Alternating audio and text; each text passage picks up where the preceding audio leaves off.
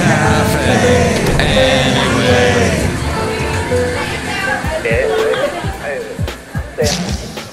Mike's Daily Podcast. Episode 1657. 1657. I'm your host, Mike Matthews. Welcome to Cafe Anyway, located somewhere in Podcaster Valleymont, the last place on earth. I'm your host, Michael Matthews.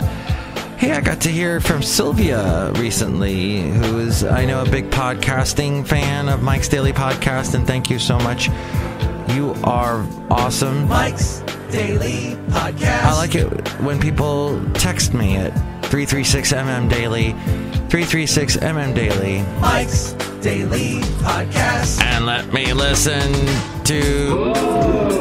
They tell me they're listening to the show, and that's good. Because... What are you talking about, fool? And I have this interesting story about when I was a kid and I was hunky-dory. I was this kid growing up in the San Fernando Valley in Van Nuys. Mike's Daily Podcast. My mom was a secretary, a bookkeeper for an artist Mike's who sold Daily wall art. Podcast. The stuff that you see in Mad Men. When you're watching Mad Men and Hot Magma, there's the little Mad Men music. Wait, let's get the drums in. Here come the drums. Oh, and as the drums came in, so also came in this person. Hello, Mega Master, it's Madame Rootabega, and I dated all of the Mad Men. You dated all of them? Yes, they were all very nice people, and I liked them. Oh! Whoa. They seemed a little bit drunk most of the time. They did a lot of the drinky. Yes, that's true. What are you, nuts? Oh! Look who else walked in. Hello there, Mike. This is Valentino, the parking attendant. And this is Bison Bentley. Do you know that? Mike, what's Mad Men about? It's these guys, they're mad. They do advertising. I wanted to get into advertising. It seemed like a great business, but it seems like a lot of work. And then you make commercials, and then who really likes commercials? They suck. Who wants to I hate when people bring up to me, "Oh, Mike, have you heard this commercial? It's really funny."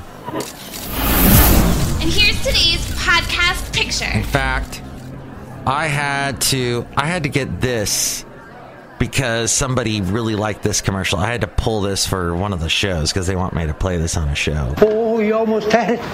You gotta be quicker than that. What is the point? Who cares?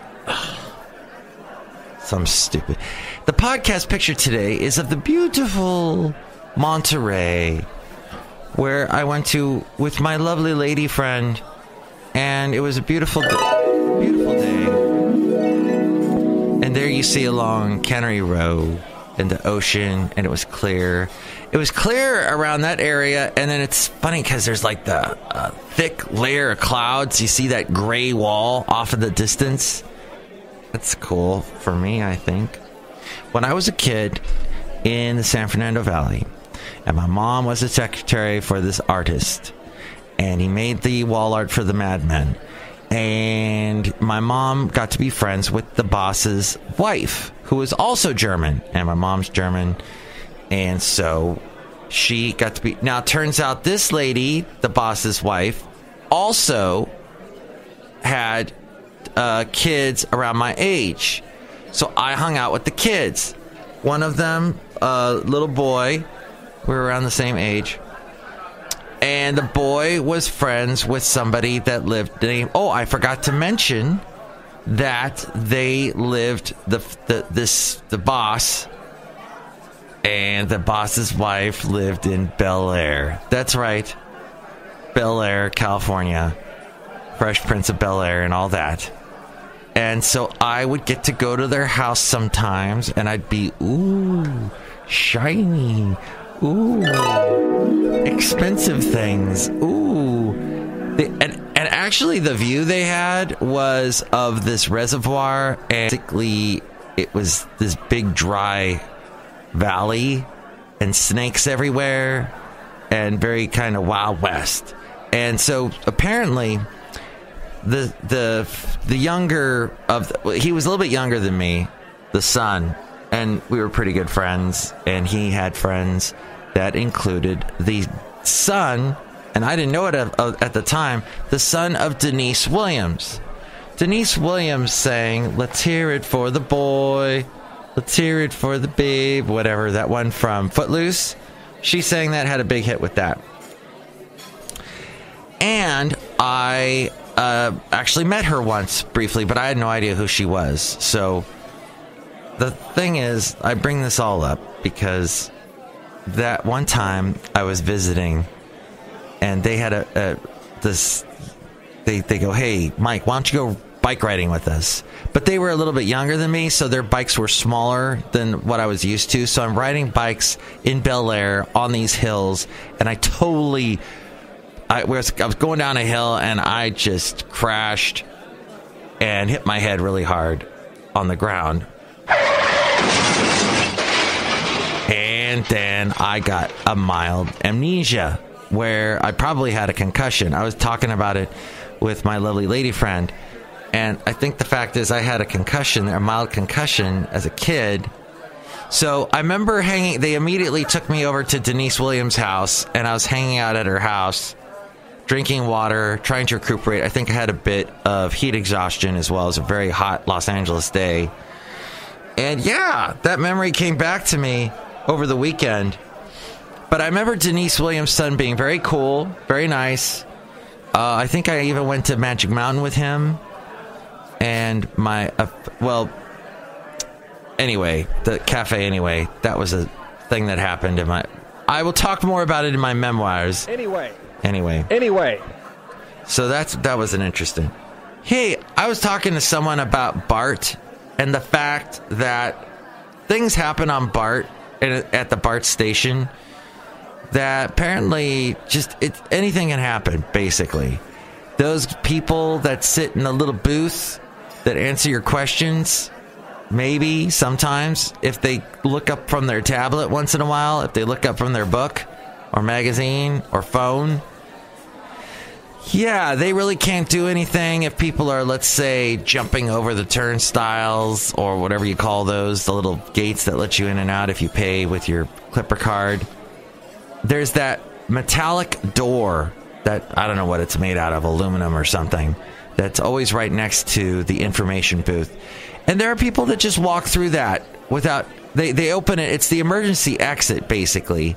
And, emergency exits in most buildings, when you open it, a big alarm goes off. Well, I guess so many people used to open that door that the alarm would go off and just annoy the hell out of people. So they turned off the alarm. And people just walk through that door. And it happens constantly in the BART. So I was talking to this guy at work, and he said, there's a reason why they can't do anything. They really can't. They don't have any law authority. And so it's up to the BART police to do something. And yes, we have BART police. If you're BART, they don't really, they never seem to be around when you need them. But yeah, so people just walk in and out through that stupid thing. And people ride BART that don't pay. And then they ask us, the taxpayers, to, get taxed even more. Oh, hey, pass this measure that will allow us to tax you even more. Your property taxes will go up even more. And yeah, that'll go towards BART, and you'll be happy to pay that, right? Or we'll raise your sales tax as well. So that's life in the Bay Area. And I know I'm all curmudgeon-y today. And I was talking to my lovely lady friend about how I hate when people call California Cali. That is just such a, you don't even understand California when you call us Cali. And yeah, there's some Californians that call us Cali, and I like to call them ignorant, because it's not Cali. That's some made-up word that LL Cool J came up. And yeah, LL Cool J's cool. America elected Donald Trump.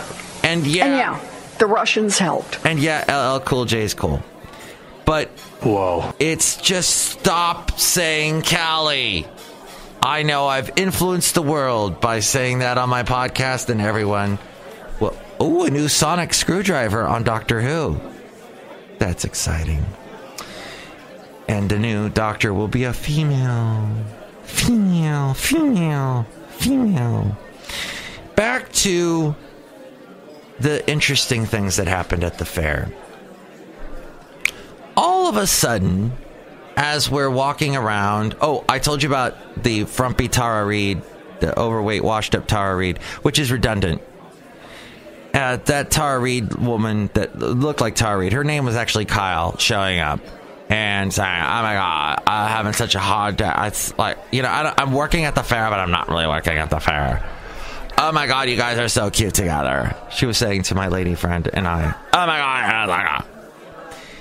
And then all of a sudden, this Tara Reid girl is hanging out with a guy, even though she's telling us all about her wonderful boyfriend who she loves dearly in San Diego. This guy shows up named Boaz, and Boaz looks like he wants to be the lead singer of an indie band. He's got like skinny jeans on and a vest and a stupid amulet, and he's got the obligatory beard.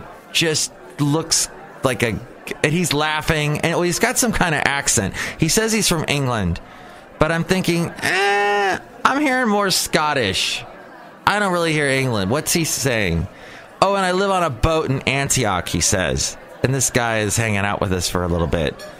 And then he says something that I don't really want to repeat on the show, but it's a physical response he had to seeing a painting that he liked, because there are paintings hanging at the fair. Yes, there's like a little art zone, and you can take a piece of paper and write which one you like and stick it in a box, and you can vote for I want to vote for this painting, I like it. So this guy's name is Boaz, and he is just annoying as heck. And so that was interesting. Boaz and washed up Tara Reid, redundant. So that was the fair experience. And you will meet interesting people at the fair. Wannabe pirate gypsy guys that live on a boat in Antioch. What the hell?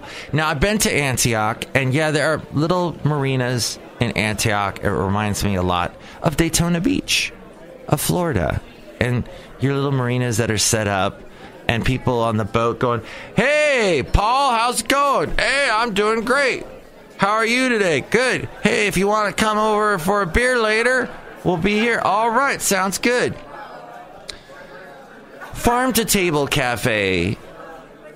Cafes pop up all over it's the thing to say, farm to table. Snoot to... No, what's the other thing they say? Snoot to table? I don't know. It's all about the sustainability of the world in which we live. Of the blah, blah, blah, blah, blah, blah, blah. You've heard it all a million times. It's being said. So, I ate at a farm-to-table cafe, which basically means we can charge you more because apparently we've done this thing where we've taken the food directly from a farmer. And so we're eating at this place in Half Moon Bay. It's a lovely little spot. And I'm not going to say their name because they don't need the publicity, and I don't want to publicize them on my podcast that's heard by 2 people. And there's this thing on their menu. You order at this table, kind of like a fast food restaurant, but they're not really because they're charging you more. And there's this thing on the menu that says cash is king. So I'm thinking, all right, it's a stupid farm-to-table hippie show. I guess I'm going to have to pay with cash. I can't use my credit cards, even though I'm a credit card guy, as are a lot of Gen Xers. And I want to get the points through the credit card. If I'm paying for something, I might as well get some points while I'm at it. And who the heck, we're in the frickin' 21st century, who doesn't take credit cards at this point? I'll tell you who. People in the Bay Area. Farm to table, snoot to mouth places. And so, I'm thinking they're going to take cash. And I go, okay, I'll pay with this. And I'm starting to pay with cash. And I go, wait, do you guys take credit card? And he goes, yeah. Well, why didn't you have that on the side? So I got to pay credit card, and I don't know if they spat in my food after that, but That would have added a little bit of extra hippiness to my food, and I'm excited about that. There is an Anthony Bourdain episode of Parts Unknown you've probably been hearing about. The Aronofsky guy, the director, who did all those movies like Pi and Requiem for a Dream and The Wrestler, and he and Anthony Bourdain are speaking in this final episode that Anthony Bourdain ever did, and apparently he talks a lot about death in it. And I do not think if you are having thoughts about ending your life, you should not have a conversation with that Aronofsky guy, because he makes the most depressing movies. But apparently this happened, and they were at I forget what the country was that they were at, but it's supposed to have one of the highest happiness. It's one of the happiest places on earth. It has one of the happiest quotients of people, the quota, the people of happiness that they have. The happiness is unparalleled than any other country. And they have this happiness, but yet somehow it had an adverse effect on the Anthony Bourdain, sadly. Which, by the way, there was at the Snoot to Table Farm to frickin' that place had a sign up from Anthony Bourdain in the bathroom. Go figure. It said, Anthony Bourdain said, your body is not a temple, it's an amusement park. Enjoy. So, that's what we learned from Anthony Bourdain.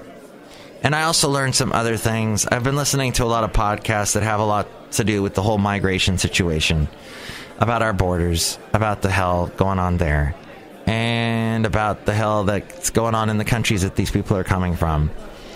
And I'm hearing about, like, when, they're trying to get out of their country and migrate up to our country, and how they have these people called the coyotes, and about how they are taking their money and then leading them completely astray and leading them into dangerous, life-threatening situations.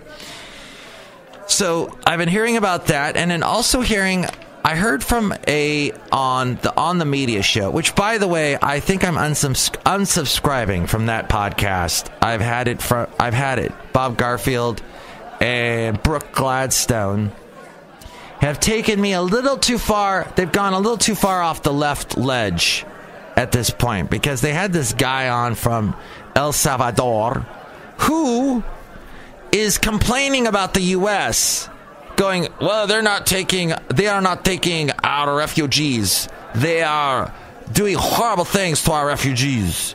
And I'm thinking, you idiot. Well, what the hell? Your country's the one that's driving these people out. You're in that country. What are you complaining about? You should be complaining about your country, not mine. Dang it. It's just so annoying. I know.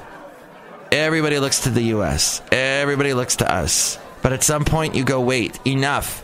What's the thing that Jesus said? You've got a log in your own eye. Why are you complaining about somebody else when you've got this big chunk of wood shoved right up in your face?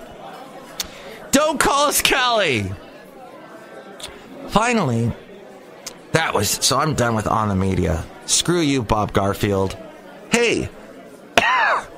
Oh my God, I just had a nice curmudgeon-y cough. My lovely lady friend makes the best spaghetti. It is so delicious. Oh, now I know you're Italian, and you're like, Mike, you've never tried my bolognese. And I'm okay, I'm sorry. I want some of it now. But till then, I'm enjoying my lovely lady friend's delicious spaghetti sauce. It was so good. She made it from scratch, almost. She followed a recipe, and that's enough for me. As we go outside a cafe anyway, we're bringing Mike's Daily Podcast somewhere in Podcastro Valley. Next show, it'll be Chely Shoehart, Floyd the Floorman, and John Deere the Engineer. I'm feeling a little run down today. You can probably hear it in my voice. Oh, and finally, I would love to mention something here, and that is why... And I would like to get the guy that says why really loud in my ear hole. Why? Thank you. Blogging Heads TV is a thing.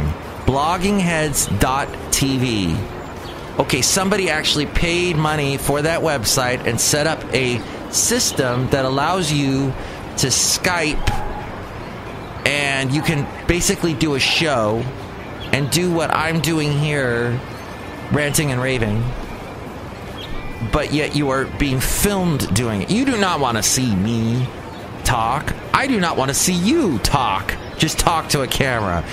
There is no... What I'm saying is, now that video is so free and easy, I think we shouldn't have it. I think we should just have something like press a button and make all the cameras in the world blow up simultaneously. And that way we don't have to deal with this anymore, because there's just too much videoing going on. Just hit the button.